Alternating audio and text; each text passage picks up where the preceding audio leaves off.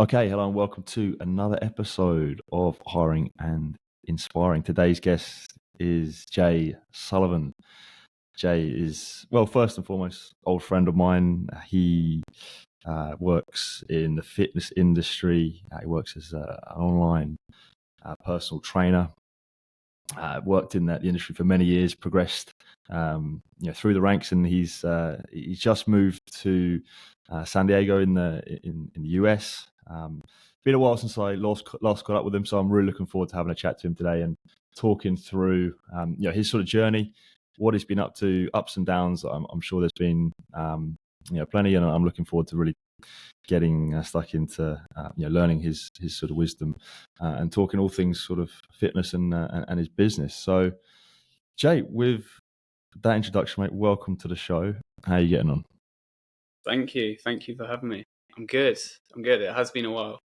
It's been many years. It has, mate. It has. Yeah. Just as a little additional information, Jay and I met in the US. It must have been, I think, 8 years ago now. 2015, I think it was. Maybe 15, yeah. We worked together as younger blokes as camp counselors in at a kids' summer camp in the US, upstate New York, and yeah, we met and became friends that summer, and sort of stayed in touch ever since. So, but let's start with the present and the recent news. You've just moved from the UK. Your life in the UK. You've moved things to the US. You're living in San Diego now. Big move. Sounds really exciting. How's it all going there so far? Yeah, mate, very exciting. Been out here for a week now, so flew out on Wednesday last week. Settling in, jet lag's gone now, which is good. And yeah, just finding my feet. Just getting into a routine again. Obviously, after all the traveling, it's a bit sets you out a little bit, especially with the time difference and new environment and that. But yeah, it's good finding my feet. Like I said, discovering the city, wandering around. Obviously, I moved in with my girlfriend, so she's been kind enough to put me up, and it's a big step for the relationship as well. So it's all very new, all a lot of new experiences, but very exciting nonetheless. Yeah. So looking forward to the summer. Yeah, for sure. So what brought about the move? How come you sort of packed things up in the UK and moved over? So I was working back in London up until March, and ended up quitting my job in London as a personal trainer, working in corporate fitness, managing the gym, and basically my tenancy was finishing with my housemates. They both moved off with their girlfriends, so I didn't want to share a house anymore in London, and with how expensive the whole living was, just kind of come to that point where I was like, well, I need to either do something I don't want to do or I had to move back home, back to Devon with my parents, which was, it's a bit of a shot to the ego sometimes when you've moved out and had your own independence. But it was a necessary reset. And then obviously decided to start up my own business. I was sort of doing the online coaching alongside my old work, but it eventually got too much, like with managing the gym and personal training and that. So it kind of fell by the wayside. But obviously, once I knew I was leaving, I started picked it back up again. And obviously, then from March until now, just been working on that full time. Yeah. So you decided to kind of go all in on the online business. Yeah, mate. Yeah, all in. It's a big step. It's a funny story. Me and my girlfriend went to Joshua Tree out in the States in New Year's, and I had quite a big. It's an impactful experience. We were out there for a week, and Joshua Tree is very remote. It's in the desert. There's not much going on, so you have a lot of time to think to yourself. Done some like meditation, like sound meditation experience, and yeah, from there, obviously I still had my old job at that time, and it's just a very life-changing experience. And at that point, that was when I knew I wanted to do the online coaching, So obviously I was already aware that I was going to be leaving London at that point. So that sort of experience itself helped me make that decision, make me know that I was making the right choice. Yeah. So was it a case of like leaving what was maybe comfortable to you, managing the gym, doing that stuff, to go into something that you knew was going to be really hard, but ultimately, what was best for you? Yeah, 100%. Very comfortable. Sort of reached my limit as well, in terms of that. So I was working, I think I started that job in 2019. It was obviously COVID all happened. Touched base in the online stuff during COVID, but didn't have enough to do, like, live in London, support that, and quit my job then. So, like I said, went back to the gym when it opened again during COVID or after COVID. I was a personal trainer, then got a promotion up to the gym manager there. And then in corporate fitness, you kind of got two ways. That's sort of like your limit in terms of being on the gym floor and really being, say, in touch with the clients and the members of the gym. And then once you progress from there, you're sort of more into, say, like the business operations of stuff. So like client relations, like new gyms, like new contracts, that kind of thing. So, which is something that did sort of touch my interest a little bit, but I was waiting on someone to leave to take that step, and who knows how long that could have been. So yeah, but ultimately, like I said, I've always had that itch to do the online stuff. So it's what sat right with me. Yeah, mate. So talk to me about that online business then, the online personal trainer. If someone maybe is listening, didn't really know what an online personal trainer is, how can you explain it? Yeah, so I think go about it. I take it everyone knows what a personal trainer is, right? It's more so obviously all in person training, and it's kind of that set sort of like time period. So either like where I was, it's 45-minute sessions, usually like an hour up to an hour and a half, and that is sort of like your only touch point with the client, other than obviously organising your next sessions. So the difference with online, obviously it's all online. You don't, some people mix the two. I don't. So you still do the training aspect. So create training programs. Obviously starts off with a consultation, figure out their goals, what they want to achieve, make the program aligned to that. Nutrition then comes into play. Something that I found really lacked with personal training was the nutrition side of stuff. So help people with their nutrition, mindset as well. So I do like trainings with my clients. So it's literally not just giving them a program of nutrition, saying, here you go, like go and do it. Also have like some trainings, weekly trainings with them, whether that's again mindset, nutrition, or the actual training aspect of stuff as well. And then also, I mean, later down the line, where I want to go with it is just building up a community space as well. So, which I think is vital, especially in the online space. It's very easy to have sort of a disconnect. You don't see people as real people sometimes. So, building that sort of like community aspect to it as well. Yeah. So I guess the benefits to you is that you can do what you've just done, move to the other side of the world, and maintain your job, what you're doing. And in theory, your client base is now infinite, right? Because if you worked as a PT at a gym in your hometown, you sort of got a limited pool of people that you could be customers for. If you do online, say I could sign up. I live in Australia, you live in the US, but that doesn't really matter, right? I could. No, not at all. So, like I said, with in-person training, you are limited to your clientele being directly in the area. And then also the biggest limitation is the amount of people you can help. Obviously, you're trading time for money and like time for a service.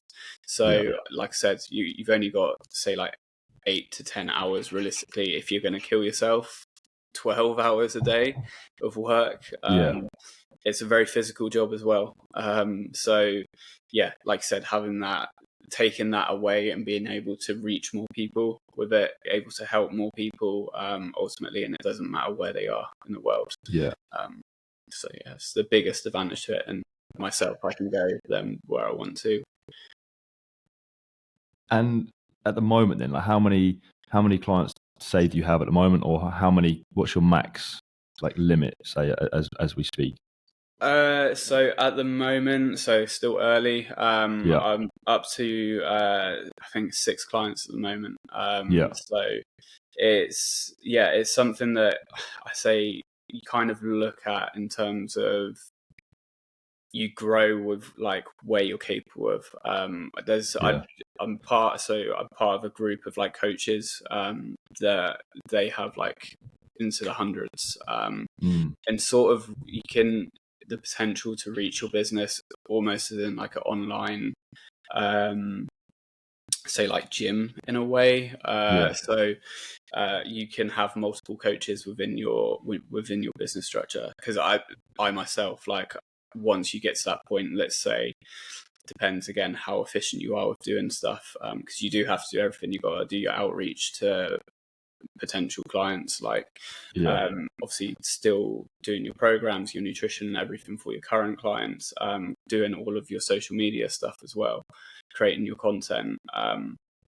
So all of that, obviously the more you do it, the more efficient you become at it, but then the more clients you get, the more time you're going to have to put towards them. So I'm yet to reach that threshold, but when it does come, I should think anywhere between 50 to 100 clients, I would say, like, you're kind of going to hit that limit to where you need to get extra help from somewhere else.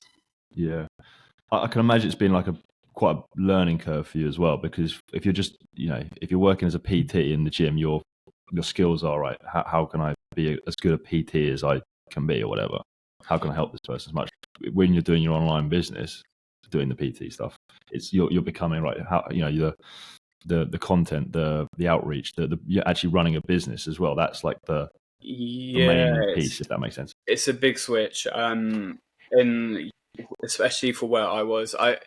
To be honest, like, it depends on what gym you work in. As a personal trainer, you can do commercial gyms. You can obviously be self-employed. You can be. I personally was employed by a company, and our PT clients had it free as a part of their employee benefits.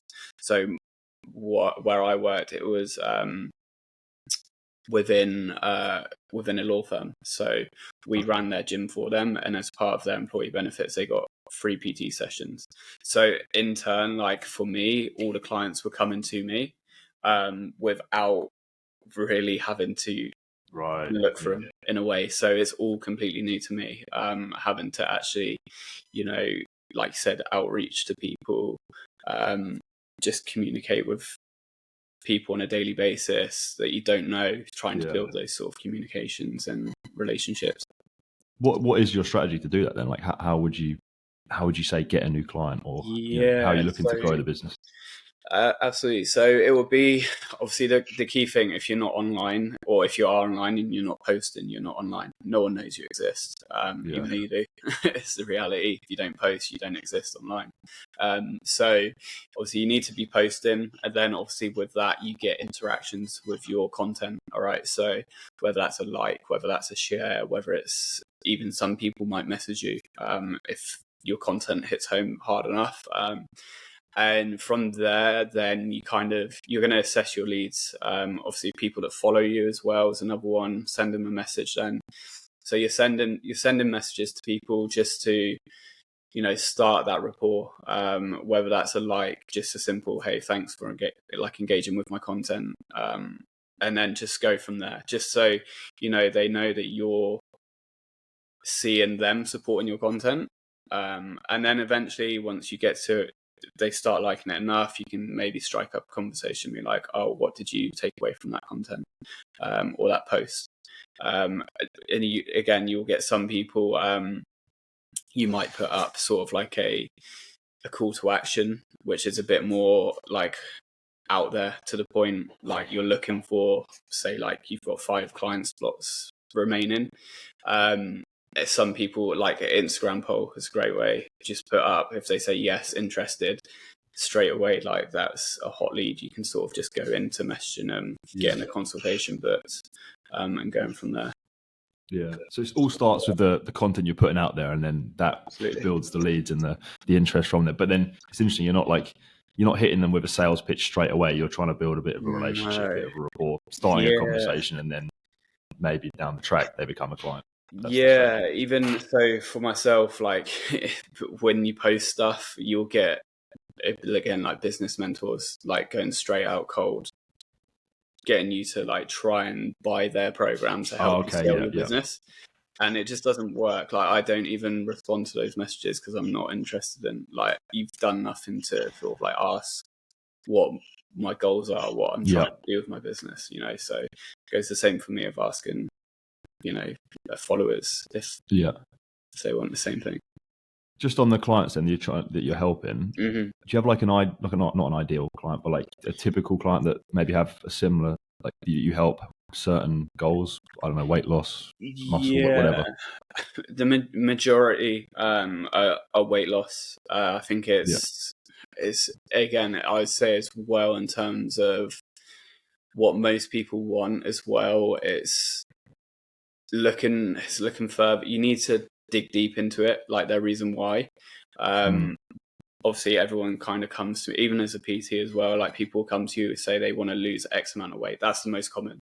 Everyone wants to lose a certain amount of weight. Not everyone. I've had some that wanted to gain weight as well, gain muscle. But most people will come to you with like, I want to lose weight, which then stems into, well, why do you want to lose weight? It goes a bit deeper. But the majority would be, fat loss. I like to say fat loss. Weight loss isn't so much. You just got to go to the toilet to lose weight. So like fat loss, I'd say phrase it more around that in terms of the clientele. So what, like, say I was a client and I, signed up. I came to you. I was like, Jay, I want to lose some weight, whatever. What would be what sort of experience would I get if I signed up to your online business? Yeah, so from the start off, so let's say you've gone through your consultation, everything's signed up, you're on board. So start off, I use a training app as well. So your whole program will be built inside the training app that I use. And then from there, obviously it's got your training program, nutrition as well. So obviously set up macro goals, calorie goals, depending on what your goal is. Like I said, weight loss client. So again, depends. We might be looking at calorie deficit. Depends where you are. And then so I'll start off with like an onboarding experience as well. So it's very easy to, once you've signed someone, to sort of like lose touch with them. So I have like an onboarding process to talk them through sort of like the first sort of like week, just to get started and get rolled up, through some videos as well into the app. And then from there, it's sort of like a constant communication then. So we do weekly check-ins. That's in the form, like a Google form, just for me to get data on how your week's gone. And then I'll do a video response to that, sort of like, obviously depending on how the week's gone, what we need to do, what we need to focus on for this coming week.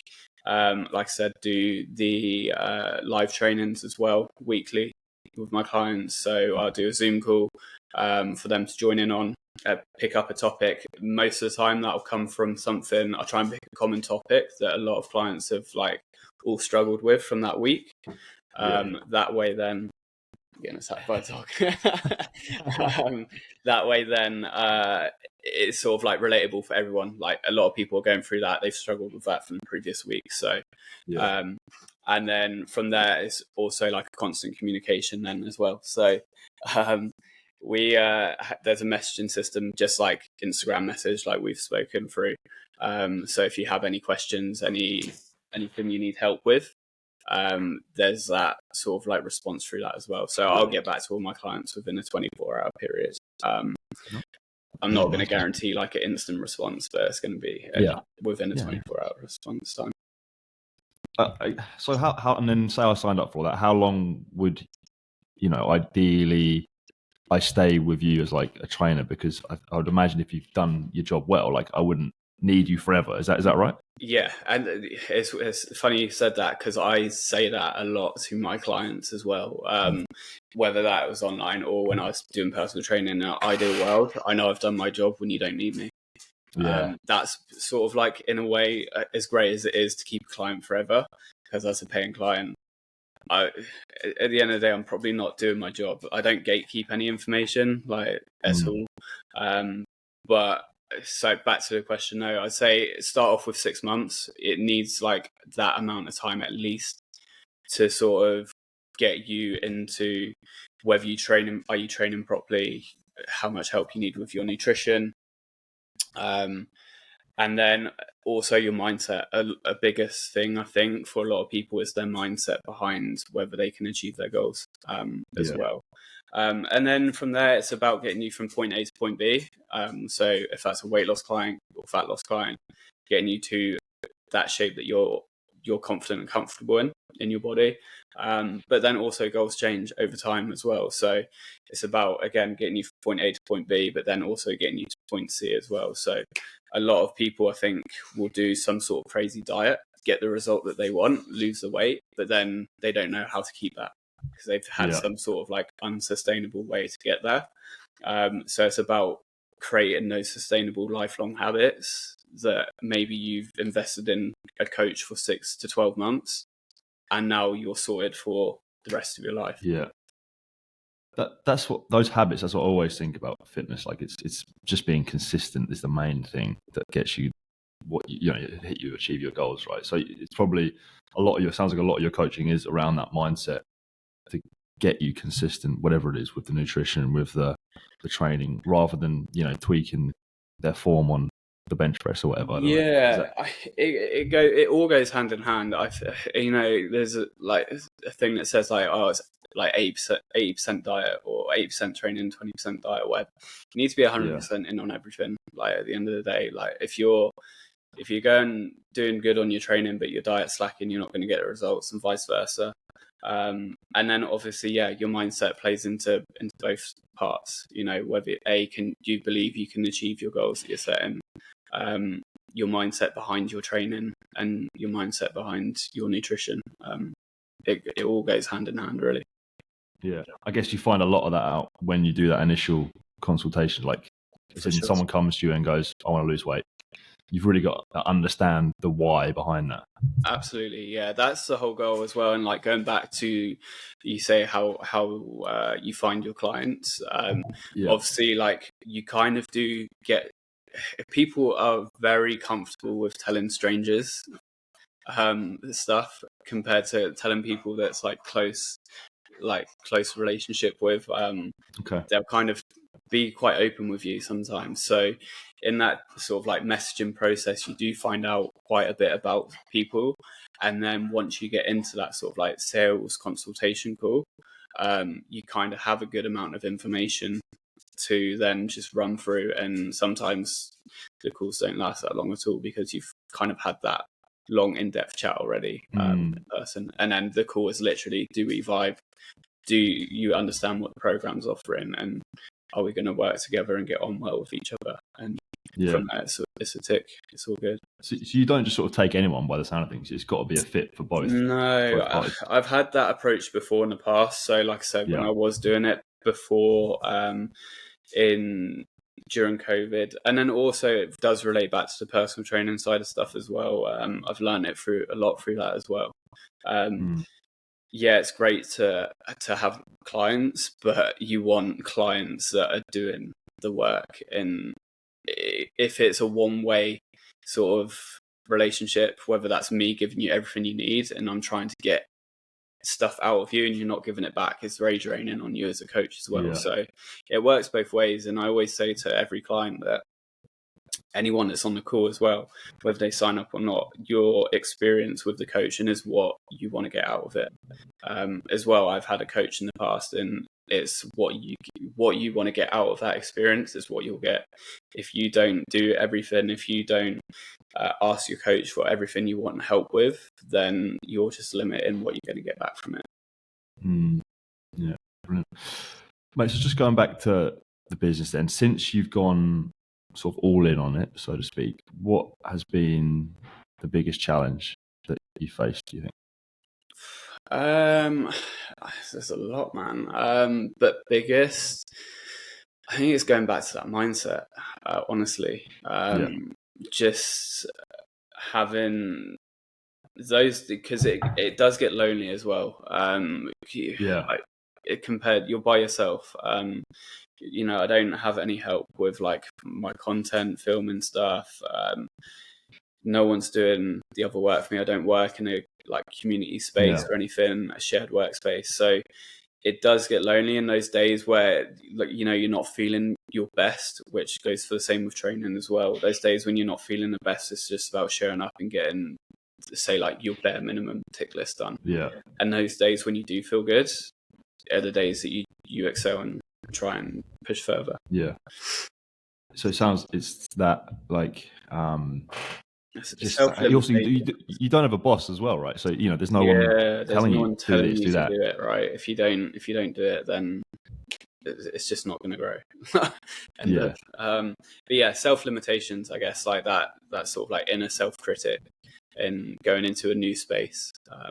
Just knowing that you're what's driving you then? Like when you say you wake up in the morning, you have a bit of one of those days where you're not feeling it, you don't want to do whatever, you know, create that content and outreach to those clients. What's pushing you? What's your why at the moment for this business? It's helping people at the end of the day. Like that's what I enjoy. It's why I got into the fitness industry in the first place. I was passionate about fitness, passionate about training, and I just wanted to use that in order to help change other people's lives. It's done so much for me. It's changed me as a person. I'm sure, like, if we were to meet up now, you'd see how much I've changed over the past, like, from 8 years or whatever it's been. I'm not the same person. And from when I first got into training to now, it's just helped me so much in terms of, like I said, mindset of stuff. And yeah, it's just showing up for yourself and knowing I have a vision that I want to take it to, and it's just knowing if I don't do that, then I'm not going to get there. And there's people out there that need my help, and they're not getting it. So I'm just doing a disservice to other people, as well as myself. That's actually where I was going to go with the sort of next few questions, like away from your business, away, you know, more onto you and your journey that you've taken. I know obviously fitness has been a huge part of your life, and it's sort of become a hobby and into a, you know, your career. What has it, you know, those changes that you've mentioned there over the last, you know, however long, 5, 6, 7, 8 years, how has it changed you, would you say? It's kind of given me a purpose, for sure. I think before I kind of got into the gym, even when I went to like university, that's when I first got into training. I'd done a little bit before, but it wasn't anything crazy. And then I played football up until I was like 21. After uni, stopped playing football, and I had that sort of like competitive space gone, that physical competitive space gone, which would be my like place for like 20, or I haven't been playing for 20 years, but like 18 years, let's say. So it replaced that. And then it kind of just started off, I wanted to get bigger and stronger for sport and for football. I was very skinny when I first went to uni, playing against like guys who were like 6 foot plus and, you know, like huge. And I was like, well, I'm just going to get pushed all over the place here if I don't do something. So I started from that. And then I think also I was very shy, not very confident person as well growing up. So it's just kind of given me that, I don't know, just self-belief in myself that if I want to do something and achieve something, I can. And yeah, it's changed over time. I think from where I started to now, obviously I've got into the bodybuilding aspect of it as well. I'm doing my show last year. So it's kind of transformed over time. And I think that's important for a lot of people as well. Like your goals and your purpose behind your training can change. So it doesn't always have to stay the same. And I'm kind of at that point now where I'm here on the point where, do I make another transition with my training? Do I want to sort of do bodybuilding anymore? So it can always change as well. That the show you mentioned there, the bodybuilding show you did last year, talk to me about that. How was that experience? Amazing. Yeah, it was awesome. So a little backstory. So going back to, I think 2018. I think it's after camp though. So there's a guy called Christian Guzman. He's huge in like fitness and social media. I started watching his YouTube videos, and that's kind of like what first got me started like serious into the gym, I guess. And he eventually, like, he does this YouTube series like every year, where he competes himself. So he just documented 90 days, and encourages people to follow along. And I think it was 2019, I think, or 2018, I can't remember. I done an online competition that he done.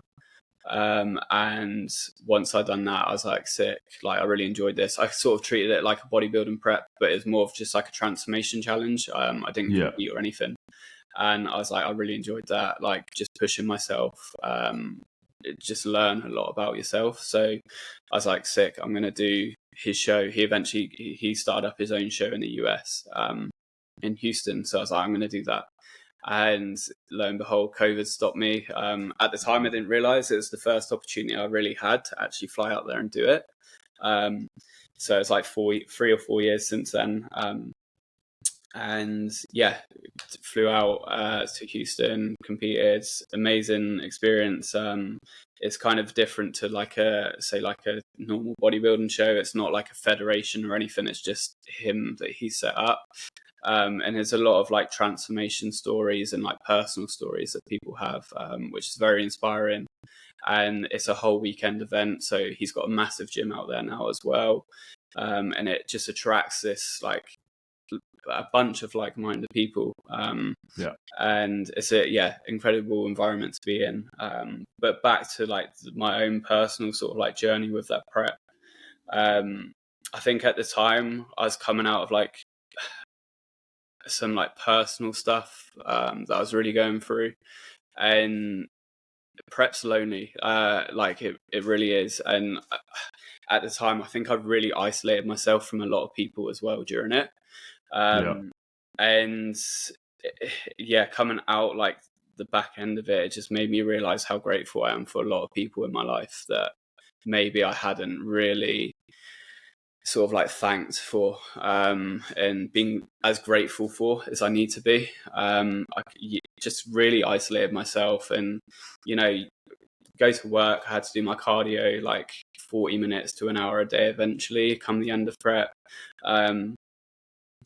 Then you come home from work and I was just prepping my meals like for it. And then that was pretty much my day. I'd wake up, cardio, go to work, come home, cook my meals, prep my meals, and then wake up and do it again for like 16 weeks straight. So you really do isolate yourself. I had my housemates ask me to go out all the time, and I was like, dude, I can't. Like, I'm not. I could at the start, I could have, but I just said no. I didn't want to. I was just zoned in on that goal. And once it comes to it, one of my housemates actually flew out with me, which was like so grateful he came as well. It so happened like he was working in the same area at the time, so he flew out. I got to share that experience with him, which was it was awesome. And there's a moment like before I stood on stage, like you're waiting. So if no one knows how it sort of works, you sort of like wait behind stage for them to call your category up to go in, and then you walk in behind stage. You do sort of like a pump up. They have some weights. You get a bit of a pump on before you go on and pose. And in that, like they lined everyone up by numbers, like in the line, before going behind the stage to get like pumped up. And I just had this like, I don't know, almost like an out of body experience. Like it's the most peaceful like I've ever been with myself, like just knowing that I fully committed to myself, and saw it through to an end goal. And yeah, I was just, I don't know, almost in like a meditative state, like even though I was just standing there like and then just waiting. But it's just, I don't know, it's just a moment of peace that was very uplifting. And almost that was when you could have been or should have been the most nervous. Yeah, absolutely. I think it as well, like, I think that was the reason why I wasn't, is because I literally done everything I possibly could. like there was not one point of that prep that I'd look back at and think I didn't try, like, at all. So I think that it is a cool experience. Very cool. What was the actual better thing, like the result, like how you achieved in the competition, or the fact that I imagine it might be the second one, the actual the process it took to get there? So the ups and downs, the day in, day out, the fact that you committed to it, did the work, and got there. Was that the more rewarding bit?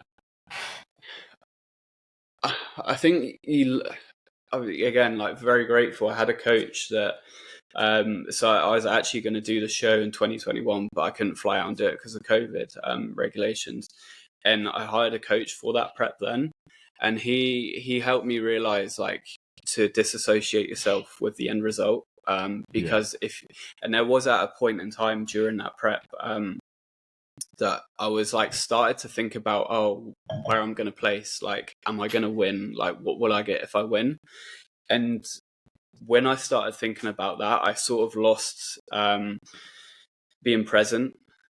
I was like thinking too far ahead. I was like, and I had to reel myself back. And I think once you learn to detach yourself from the end result, it just helps bring you to like a sort of present space. And you kind of learn, okay, I can only affect what I can do today that's going to affect the end result later down the line. So it's definitely the experience of doing it itself. I learned that lesson a few years ago, like different context, more my work and business. Like I had a target, like a revenue number to hit for the year, and I was like, I'm gonna smash this target. And all year I was just like, I'm gonna hit that number. That's my number. I was just working towards it. And then had the year went past, got to the end of the year, hit my number, finished up for the year, did it, but it almost, and I was like, it's what I'm working towards all year, but it kind of actually felt a little bit hollow by the end. I was kind of expecting, some whatever fireworks, whatever. I was just kind of like, is this it? And then it was like, that wasn't actually the goal. The goal, like, I had a great year. I really enjoyed. If I look back on the year, I really enjoyed the ups and downs, the ride it took to get there. That was the actual goal. Like, the process was the goal, not the actual goal. Does that make sense? Like, do you know what I mean by that? 100%. I think you have to reflect. Like you said, you had that moment where you look back on that year and you said it was an amazing year. And without that moment of reflection, you're still sort of left in that hollow space of, okay, that's it. And it's what I done as well. Like, I kind of, I don't know, once I completed the prep, I had like people obviously saying like, oh, well done, like, congratulations, like, you've done amazing. And I was just kind of shrugged it off, and I was just like, it's just like, I don't know. I set my mind to it and I'm going to do it, but I just didn't really see it as much of an achievement with myself. But only until I because I documented a lot of it. So I started going back through my phone and looking at like the process of it and how much my body changed, and like looking back to maybe where I first started on my fitness journey to that point there, and seeing how much like I've changed, obviously, in my appearance and as a person. And then it wasn't until that point I was like, okay, that's the point. Like you said, it's the process. That's the sort of the achievement. This might be a difficult question to answer, I appreciate, but like that prep, the sacrifices you made by the sound of it, missing on, socializing, going out, doing, some early morning cardio, the kind of sacrifices you made, was it all worth it, you think? Yeah, and 100%. Like the experience that, like I said, that experience was amazing. It's something that I sort of, I guess, looking back, like when I would have been 21, 22, just seeing, like, I think I've like helped fulfill him, like an old me in a way, through it, and especially doing the competition that I done. Like, that was specifically, I wanted to just do that one competition for my first show, and it's not really, everyone's like, a lot of people do say that about prep, like how much you have to sacrifice, but ultimately it's your choice. It's not really a sacrifice. Like, that's how I see it personally. I chose to do it. So it's not really, you do have to give up some stuff, but ultimately, if you do want to step on stage and look your best, you should know like what comes with that. Obviously, if it's your first time, then it helps to have a coach or someone in your corner that's been through that experience themselves, and they can guide you. But yeah, it comes with it. I knew what come with it, so it didn't really feel too much of a sacrifice. Yeah, mate. Just going back to, I guess your sort of your whole journey through the fitness industry and your time training and coaching. I know you post on Instagram quite sort of frequently about the lessons you've learned over the years and stuff that you say didn't know as a younger bloke, and the things it's taught you. What would you say? Are there any that really stand out as, say, lessons that you wish you kind of knew? Not wish you knew, but like the main things you've learned that the fitness industry and your training and coaching has taught you over the years. Yeah, so I kind of like break it down into sort of like try and tick like three different aspects to it, I guess. So in regards to, say, like the training aspect, follow a program and like progressively overload on that program. Don't change up your training too frequently. I think like trained the same workouts. Yeah, it does get a bit boring in a way, but done the same exercises and workouts for almost like 6 to 8 months straight. Because I was always pushing myself harder on those workouts, and that builds progression over time. If you're changing stuff all the time, it's hard to progress, and it's hard to measure that progress as well. So that'd be number one. The second one would be to meet people where they're at. So anyone kind of goes as like a manager as well. I think I learned, and especially as a coach and a personal trainer, you can sort of like have your own expectations of someone and what they can achieve. And that's your job, I guess, as a manager or a coach, is to help them meet that. And you see that potential in someone, but then also they need to see it themselves. And again, there might be a bit of a bridge and a gap into those expectations from you and that client and themselves. So that's a big one that I've had to come to terms with and learn. And then the final one would be just failure leads to success if you're going to learn from it. Like, fail, it's good. I was so scared to fail to begin with. And especially in the gym, I think that's the number one thing I've taken from my like fitness journey is failure's fine. You learn from it and it leads to success later down the line. Yeah. I always say that, and this is again back to my line of work, but like just anyone who starts with my team or my business, I just say the best advice I give them is fail and fail fast. Like, just make the mistakes as quick as you can. Yeah. Like, just throw yourself into it rather than, fluffing around, rather than actually, do the work and make the mistakes, because that's the quickest way to learn. Exactly. And I guess that's anything, in the gym, your coaching business, whatever, you can apply it to most things. 100%. Yeah. And you might just have this idea and you never try it, and then you don't know if it's going to work or not. And you're just going to sit there and wonder, like, do it, fail. Nothing worse than that, I'd say. 100%. Like wishing you had given it a shot. Like, 100%. Yeah, it's not a dress rehearsal. This life, you got to go for it. I think. You've got to give it you go. Yeah, for sure. I was going to ask, mate, about like so you work. Fitness is your hobby. You enjoy it as like a something you do for fun, but you also work in it. Mm-hmm. How have you found that over the years? Because something I always think about, like, I love training the gym, but I wouldn't want to personally, just me, I wouldn't want to work it. I like having it separate as my hobby. Yeah. Is that something you've had to deal with, I guess, over the years? Yeah, 100%. I would say maybe not so much like since doing like the online stuff, because it is my job. Like, if I don't work out, that's like my content. Like, in a way, me going to the gym on a daily basis is like 5 days a week, whatever it is. Like, I need that to go and film and record stuff to post. Yeah. But in terms of when I was definitely a personal trainer, I've burnt out 100%.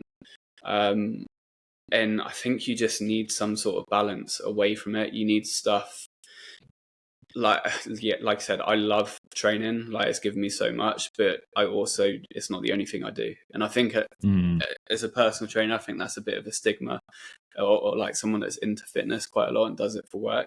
A lot of people kind of stigmatize it and kind of think that's the only thing that's like your interest. You just got to have interest away from it as well, like you do with work. Yeah, I'm sure there's other stuff you like to do outside of work. It's the same for me. Yeah, it's just not having that sort of one identity. Then it just becomes all consuming, I can imagine. Yeah, it becomes too much and you just burn out. Mate, we've talked about what you're doing at the moment. We've talked about your sort of your background, your journey to get to where you are today. What about the future? I know not easy to answer. We don't have a crystal ball, but what are your what can I expect from you next maybe few years? Years. That's a big I don't know, or whatever. Honestly, man, I have like in a way, I kind of want to gatekeep because I don't want to like tell my goals as such, because I think you do get some sort of endorphin from just sharing your goals and fair. Sort of like self accomplishment. But in short, growing the business, like I said, helping change more people's lives. That's the ultimate goal. And where that leads me, who knows? It's funny. I saw like a quote. I can't remember off the top of my head, but it's like if you don't know where you're going, sometimes that's the right path you need to be on. So, and I think that's where I'm at the moment. I don't 100% know where it is, but I just know I just got to just keep going with what I'm doing, and it would take me to the right place. I always think that's the best answer. Who knows? Like, people who have like a set, I definitely want to be doing this by this age, or I'm definitely going to be achieving it. Great. But like, you gotta, you don't know, basically. No one really knows. I mean, like I said, I have ideas, and like that can take me. I think definitely travel. I would say that's one thing. It's one of the reasons why I chose to do this. It would be to travel with my work. So, being able to travel and do stuff with my job in other countries would be awesome. Maybe we'll see you down under. Who knows, mate? Who knows? My girlfriend said that she's going to be out in Australia next year, so maybe we'll have to meet up then. 100%, definitely. I got one more question to ask you, and it's about how we originally met and when and where we originally met. Yep. Talked about it at the start. We met in the US, working a summer camp, a kid's summer camp, 8 years ago now. I can't believe it's been 8 years. How do you because obviously I knew we were talking today. I was thinking about it a little bit earlier. How do you reflect on that summer? What summer? Oh mate, it's amazing. I think you only done it the one summer, didn't you? Yeah, just one and done. So I went back. I honestly, I went back like a couple years after, and I think, I don't know whether it's just because I had no expectations when I went out. So the first time, and it was amazing. Just first time really being in another country. Like US was somewhere that I always wanted to go. Like going to New York, was awesome, and just traveling after camp with you. It was awesome. Really cool experience. Meet a bunch of different people as well that I most definitely wouldn't have met if I didn't do it. So, and still to this day, have friendships from that summer. So, it was amazing. Yeah, it's just I look back with so much I don't know, nostalgia now. You didn't at the time. You don't wish you sort of appreciated it more. Yeah, we were 21 years old, 22, living with just no cares in the world, just having so much fun. I look back, I just think like that.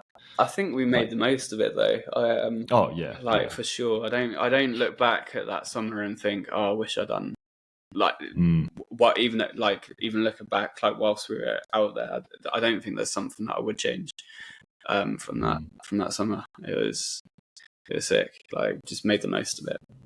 Yeah, 100%, mate. Well, mate, thank you so much for coming on the show and talking all through your journey and your your experience and your business and your wisdom, mate. I really enjoyed that. I learned a lot from that. So, Jay Sullivan, check him out. He's doing some great stuff. Check out his business. Check out his online accounts if you want to, I guess, follow more. Mate, thank you very much. Appreciate it, mate. Thank you for having me. Thank you for your time. Jay Sullivan _fitness. Little plug. That's where the socials are at. Good man. Good man. Take it easy, lad. But yeah, appreciate you, man. It's been good to catch up and have a chat.